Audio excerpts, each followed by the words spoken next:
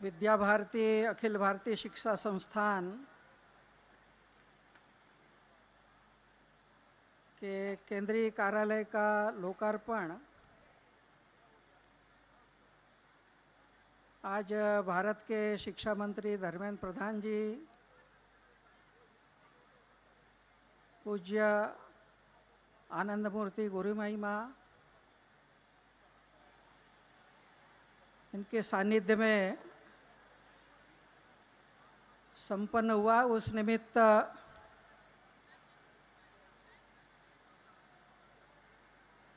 इस कार्यक्रम के अवसर पर जिनको हमने सुना, ऐसे शिक्षा मंत्री और गुरुमाई, विद्या भारती के राष्ट्रीय अध्यक्ष आदरणीय रविंद्र कान्हेरे जी, महामंत्री देशराज जी, देश भर से आए हुए विद्या भारती के कार्यकर्ता और शिक्षा के प्रति आत्मीयता रखने वाले सभी आत्मीय बहनों तथा भाइयों,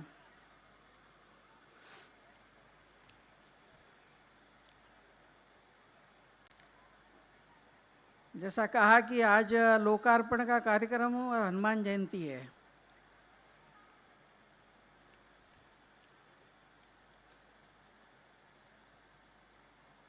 और हनुमान जी के बारे में कहते हैं कि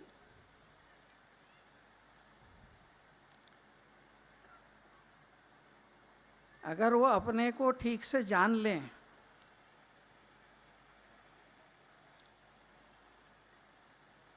और ठीक से अभिव्यक्त करें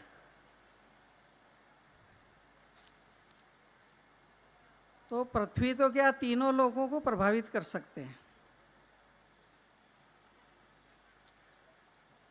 और इसलिए हनुमान चालीसा में पंक्ति आती है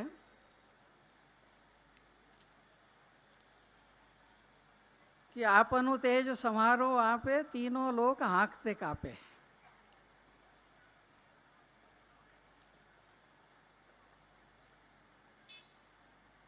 तो ये अपने तेज का स्मरण करना, विस्मृति से बाहर निकलना,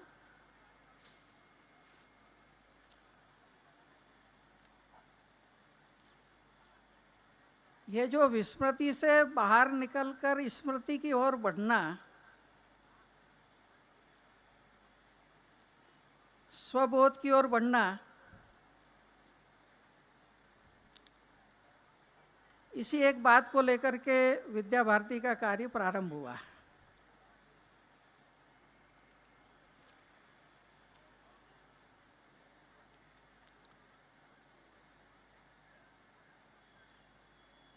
कार्य बढ़ा हुआ है, विस्तारित हुआ है।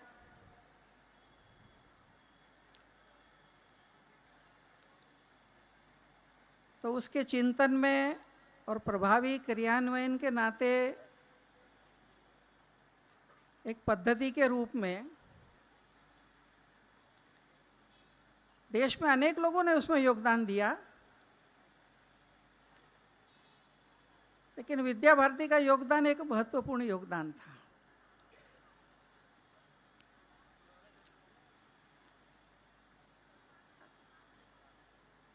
और इसलिए भी हुआ कि जब नई शिक्षा नीति की पॉलिसी बन रही,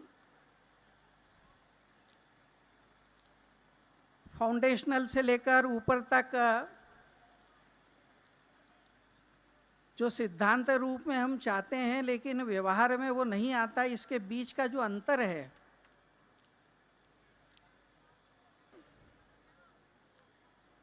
शिक्षा नीति निर्धारण में जो एक थर्ड पार्टी वैल्यूएशन या बाहर के जो एक्सपर्ट हैं, तो उसमें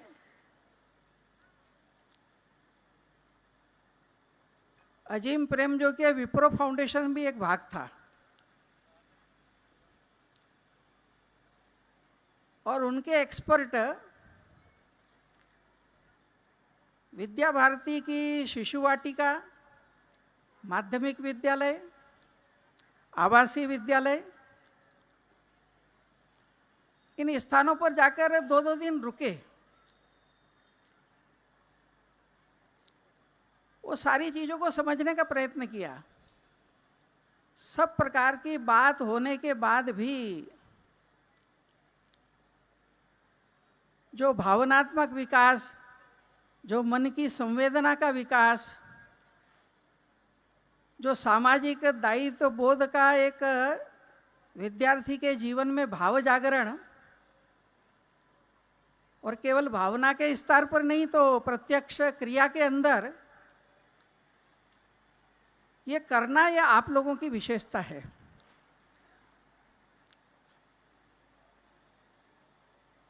और इस नाते से इस प्रयोग का एक तटस्थ मूल्यांकन होने के कारण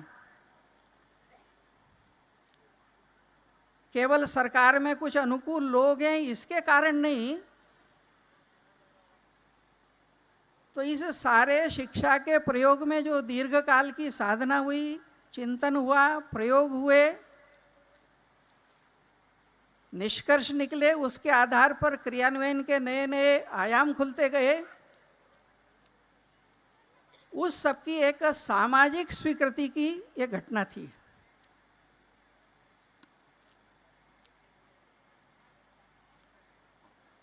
और इसलिए शिक्षा मंत्री के उद्बोधन में एक प्रशंसा का भाव आया।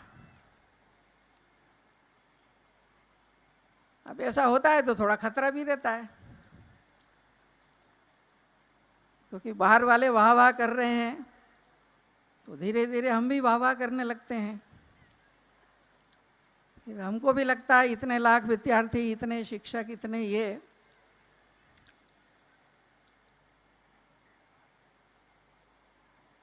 और इस नाते से अच्छा हुआ है,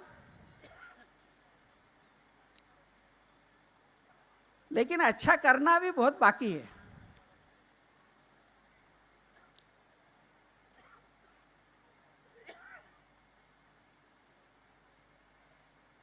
और इस नाते केंद्रीय कार्यालय बना है तो अगला चरण जो होगा, एक यात्रा अभी तक हुई, तो ये जो गैप है ये हमारे सामने रहना चाहिए। आंकड़ों के रूप में शिक्षा मंत्री ने बताया कि देश में जितने स्कूली विद्यार्थी है उसका कोई 1.25% के बीच में विद्या भारती के विद्यालयों में है, लगभग 98.5% उस परिधि से बाहर है। और परिधि से बाहर है तो ऐसा तो नहीं होने वाला है कि देश का सारा विद्यार्थी विद्या भारती के ढांचे के अंदर आ जाएगा।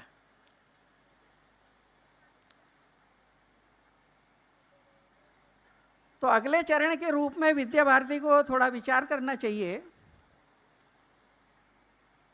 एक प्रत्यक्ष अपनी संगठनात्मक रचना के अंदर एक देशव्यापी जनजातीय क्षेत्र, ग्रामीण क्षेत्र, पर्वतीय क्षेत्र, सागरीय क्षेत्र, रेगिस्तान का क्षेत्र, ग्रामीण या नगरी, सब के अंदर हमने एक मॉडल के रूप में स्वरूप खड़ा किया। तो एक तरह से हम कह सकते हैं कि एक मैग्नेट बनाया है। और एक मैग्नेट का स्वभाव रहता है कि मैग्नेट के अंदर जो पार्टिकल हैं, इसलिए उस फील्ड में जो भिन्न भिन्न प्रकार के कण हैं वो प्रत्यक्ष मैग्नेट का जो ढांचा है उसमें नहीं है, लेकिन फिर भी बिहेवियर वैसे ही करते हैं जैसा मैग्नेट करता है। और इसलिए संपूर्ण भारत के सामाजिक जीवन के अंदर, शिक्षा जगत के अंदर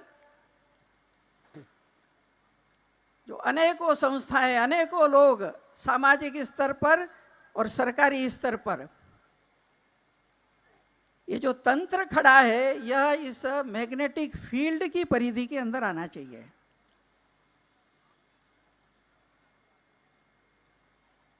और उस नाते से समाज जीवन के अन्य अन्य इन क्षेत्रों के अंदर लगे हुए व्यक्ति हो, व्यक्ति समूह हो, शैक्षिक संस्थाएं हो, धार्मिक आध्यात्मिक संस्थाएं जो इन कार्यों में लगी हो, आने वाले समय के अंदर उन सबके साथ भी अपना संवाद पढ़ते हुए आने वाले समय के अंदर एक सकारात्मक दिशा के अंदर जो परिवर्तन आना है, उस दिशा के अंदर आगे एक कदम बढ़ने के नाते से अपनी सिद्धता, अपनी तैयारी, अपनी प्रस्तुति, अपनी कार्यशैली तब संगठन से समाज व्यापीता की ओर आगे बढ़ने की दिशा के अंदर एक चिंतन की प्रक्रिया चलना चाहिए।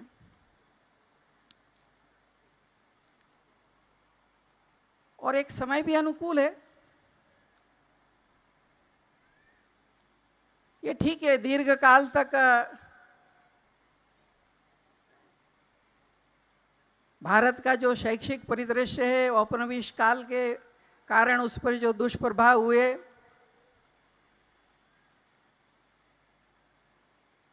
भाषा, भूषा, व्यवहार, सब चीजें जो एक विदेशी प्रभाव के अंदर चली, और उस कारण से वो मैकाले का तंत्र, उसके परिणाम, इसकी देशव्यापी चर्चाएं चलती रहती हैं। लेकिन अब आने वाले समय के अंदर वास्तविक परिवर्तन लाना है, तो ये जो चैलेंजेज हैं, ये जो परिदृश्य हैं, ये ध्यान में तो रहना चाहिए।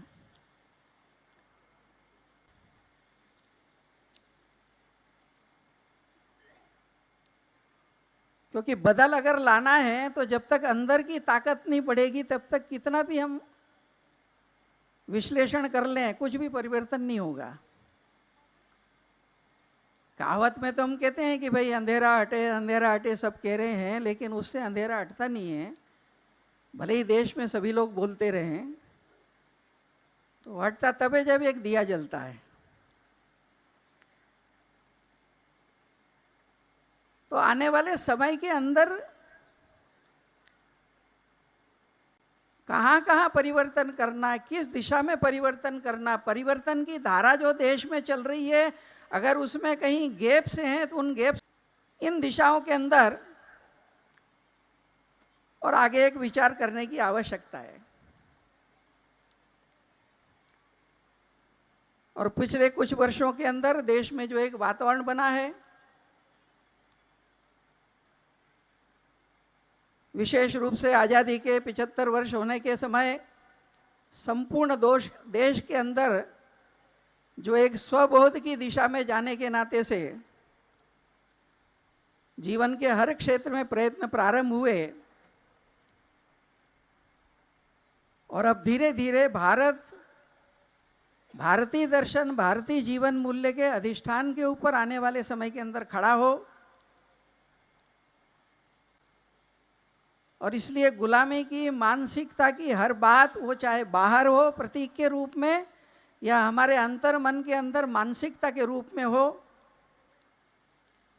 उससे बाहर निकलना है। ये चर्चा केवल संगठन के अंतर्गत नहीं, तो देश के संवैधानिक तंत्र के स्तर से संपूर्ण समाज के अंदर अब ये चर्चा का विषय बन रही है। और जो एक विषय भी आया कि आने वाले 2047 में जब ब्रिटिशों से स्वतंत्रता के 100 साल पूरे होंगे, उस समय तक भारत अपने अधिष्ठान पर खड़ा होकर के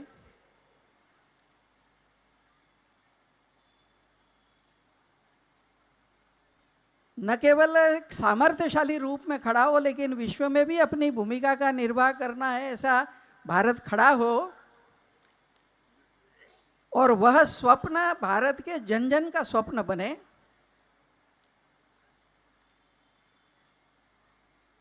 और उसमें जो एक महत्वपूर्ण सोपान है, जिसका कुछ दिनों पहले कार्यक्रम में प्रधानमंत्री ने कहा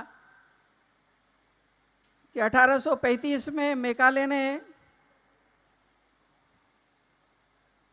एक शिक्षा नीति का भारत की जड़ों से भारतीयों को काटने का एक सूत्रपात हुआ, और 2035 में इसके 200 साल पूरे होंगे। और इसलिए आने वाले 8-9 वर्षों के अंदर इस समग्र चित्र को बदलना, यह एक लक्ष्य लेना चाहिए। और इस नाते विद्या भारती सहित शिक्षा जगत के सभी लोग इन बातों का एक विचार करते हुए उससे मुक्त होना और भारतीयता से युक्त होना, इस दिशा के अंदर आने वाले समय के अंदर जो कुछ बातें हैं जिसकी ओर हमको थोड़ा विशेष प्रयत्न करने की आवश्यकता है। वे 2-3 बातें कह के मैं अपनी बात पूरी करूंगा। पहला जो महत्व का विषय है कि आज स्वाभाविक रूप से संपूर्ण देश के सामने एक शब्द बार बार आता है, विकसित भारत। 2047 तक हमको विकसित भारत खड़ा होना है। और जब विकास की बात आती है तो उसके पैरामीटर्स में गणनाएं भी होती हैं। रोड कनेक्टिविटी क्या है, रेल कनेक्टिविटी क्या है, नेट कनेक्टिविटी क्या है, एयर कनेक्टिविटी क्या है, लोगों को पक्के घर मिले हैं कि नहीं, सामान्य सुविधाएं हैं कि नहीं।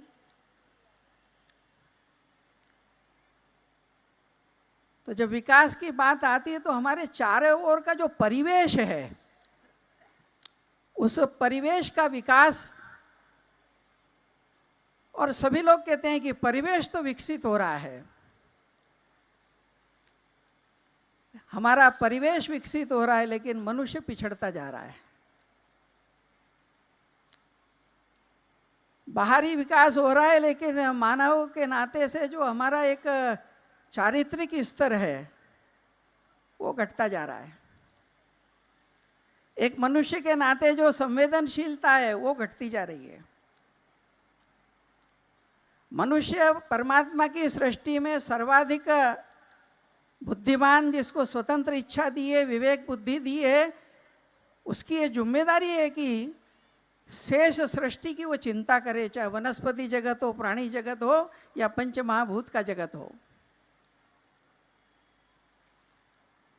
लेकिन एक मानव के रूप में, एक समाज के रूप में, एक देश के रूप में इस दृष्टि के अभाव का चित्र आज संपूर्ण विश्व में जो हम देख रहे हैं। अभी अभी जो खाड़ी देशों के अंदर युद्ध की ज्वाला धधक रही है, एक विचित्र दृश्य सामने आ रहा है। पुराने समय में कहते थे कि भाई धर्म युद्ध होता है तो उसके कुछ नियम होते थे, सेनाएं लड़ती थी, महिलाओं को, प्रजा को, किसी को कोई नुकसान नहीं होता था, उद्योग व्यवसाय सब सुरक्षित रहते थे।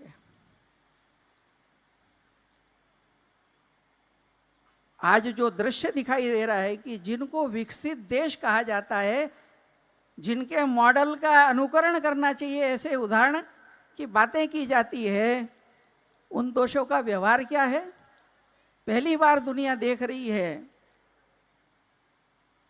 कि सामाजिक जीवन के लिए अनिवार्य चीजें भी आक्रमण की परिधियों में आ रही है। अस्पताल हो, ऊर्जा के संस्थान हो। मेरा कहने का तात्पर्य इतना ही है कि विकसित सभ्यताओं के नाम पर जो समाजों की रचना बनी है, उनके जो व्यवहार हम देख रहे हैं, अगर यही विकसित स्वरूप रहा तो जानकार लोग कहते हैं कि अधिकाधिक विकास का अंत अधिकाधिक विनाश में होगा। और इसलिए संतुलित विकास होना है तो कहा जितना परिवेश का विकास हो उससे अधिक इस मनुष्य का विकास होना चाहिए। इस मनुष्य के मन में हिंसा रही, इस मनुष्य के मन के अंदर लोभ और लालच रहा,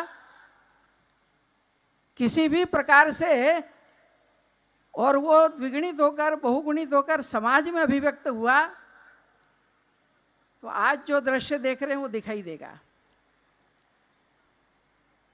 और इस नाते से इस बात को ध्यान में रखते हुए विद्या भारती ने जब अपना कार्य प्रारंभ किया था तो पहली बात ही उसके अंदर ये रखी थी लक्ष्य के रूप में, जिसको अब भारत सरकार की शिक्षा नीति में भी पंचकोशी सिद्धांत के रूप में स्वीकार किया गया। इस मनुष्य का एक शरीर के नाते से, प्राण के नाते से, मन के नाते से, बुद्धि के नाते से और आत्मा के लेवल जिससे वो सबके साथ में एक संवेदना की अनुभूति कर सके, उस नाते से एक समग्र विकास होना चाहिए। और इस नाते से आने वाले समय के अंदर देश के विकास के लिए इंजीनियरिंग से लेकर तकनीकी से लेकर विज्ञान के भिन्न भिन्न क्षेत्रों के अंदर अद्यतन विकास की धारा एक तरफ चले, लेकिन उसके साथ साथ उसका जो उपयोग करने वाला है, उसके द्वारा जो व्यवहार करने वाला है, इस मनुष्य का भी विकास हो। इस नाते से ये मानवीय विकास की प्रक्रिया अधिकाधिक बढ़ना, इस दिशा के अंदर आने वाले समय के अंदर ये शिक्षा जगत के अंदर एक सभी का चिंतन का विषय बनना चाहिए। और ये करते समय जो स्वाभाविक रूप से विद्या भारती ने अपने जीवन में प्रयोग किए, बचपन से ही संस्कारों की पद्धतियां हैं, मन की एकाग्रता की पद्धतियां हैं, वो पक्ष भी एक विचार करने का है। आज एडवांस इंस्टीट्यूट की जब चर्चा करते हैं तो smart class, technological know how कितना है, इंफ्रास्ट्रक्चर कितना है, क्योंकि वो चाहे माइक्रोस्कोप हो या टेलीस्कोप हो या कंप्यूटर हो या आने वाले समय के और भी सोफिस्टिकेटेड इक्विपमेंट आते जाएंगे, इलेक्ट्रॉनिक गैजेट्स जो हैं, इन सबको अंग्रेजी में इक्विपमेंट कहते हैं। इक्विपमेंट का अनुवाद जो होता है उपकरण, और उप का मतलब होता है कि वो मुख्य नहीं है।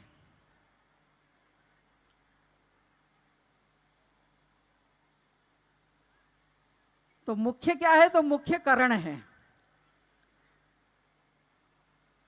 आज शिक्षा जगत के अंदर शिक्षा नीति का निर्धारण करने वाले लोगों के अंदर यह करण और उपकरण का विवेक बना रहे। माइक्रोस्कोप छोटी चीज को बड़ी करके बता देगा, लेकिन आंख में ज्योति ही नहीं रही तो माइक्रोस्कोप कुछ नहीं करेगा। तो सोफिस्टिकेटेड इक्विपमेंट बने, लेकिन ये जो करण है,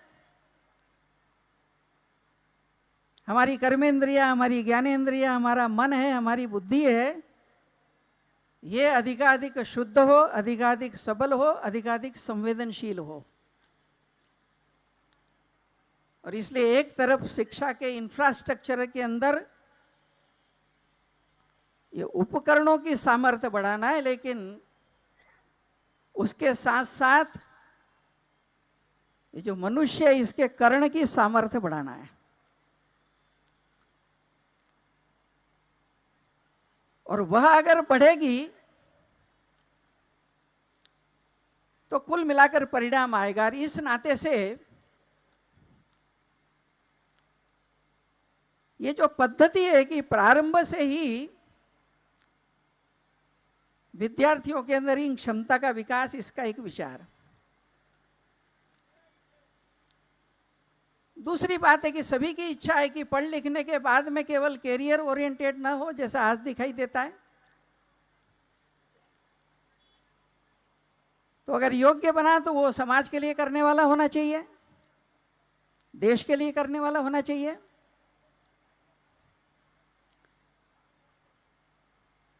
और इस नाते से और शिक्षा पद्धति के अंदर विद्या भारती ने प्रयोग किए, उनका भी समाज के अंदर आने वाले समय के अंदर चर्चा बढ़ानी चाहिए।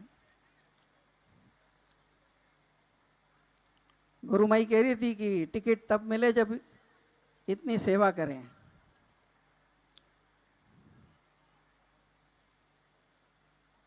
लेकिन विद्या भारती ने बिना टिकट किए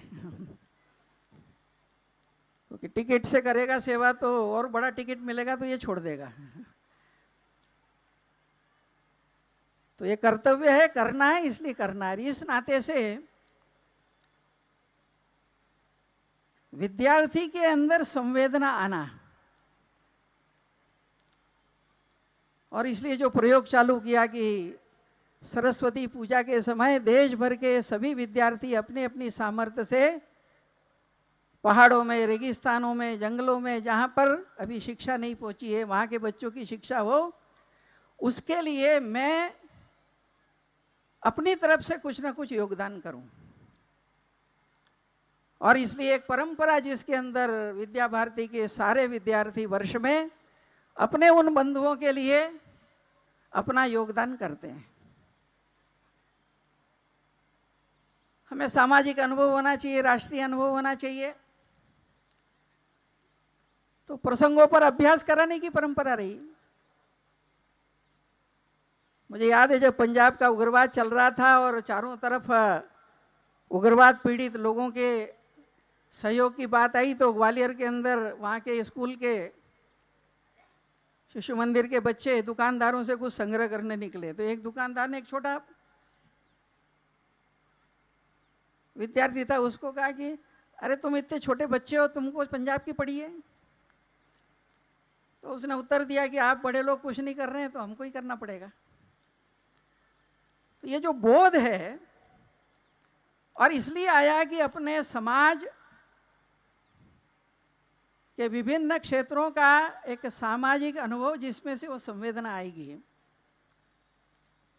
और इसलिए विद्यार्थी को विद्यार्थी काल के अंदर सामाजिक अनुभूति की दिशा की कुछ प्रक्रियाएं प्रारंभ होना चाहिए। और तीसरी बात जो आई कि जीवन के अंदर सब कुछ प्राप्त करने के बाद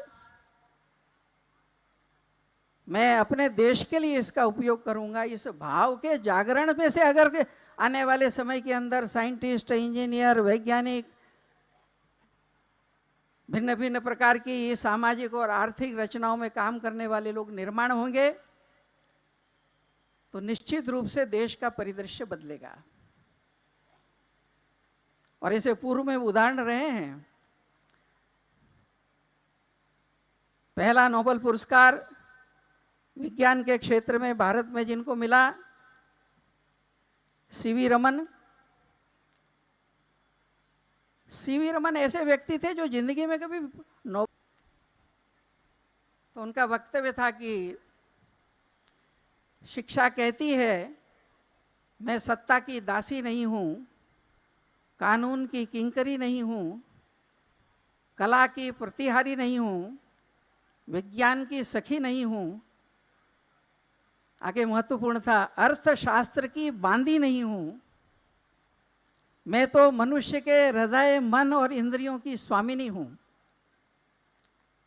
मानस शास्त्र और समाज शास्त्र मेरे दो चरण हैं, कला और कारीगरी मेरे दो हाथ हैं, तर्क और निरीक्षण मेरी दो आंखें हैं, विज्ञान मेरा मस्तिष्क है, इतिहास मेरे कान हैं, धर्म मेरा हृदय है, उत्साह और उद्योग मेरे दो फेफड़े हैं, श्रद्धा मेरा चैतन्य है, ऐसी मैं जगत धात्री जगदम्बा हूं।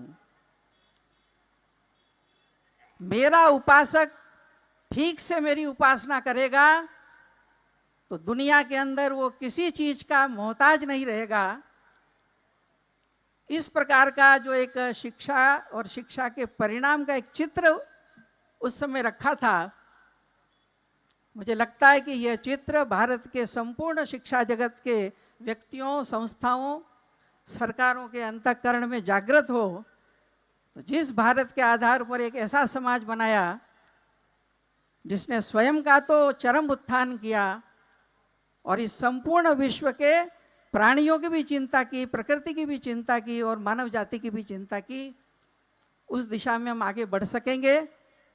उस दिशा में बढ़ने के लिए विद्या भारती को सब प्रकार की सामर्थ्य और आशीर्वाद परमात्मा प्रदान करें। इतना ही निवेदन करते हुए, आप सबने मुझे इतना सुना, आभार मानते हुए मैं अपनी वाणी को विराम देता हूँ।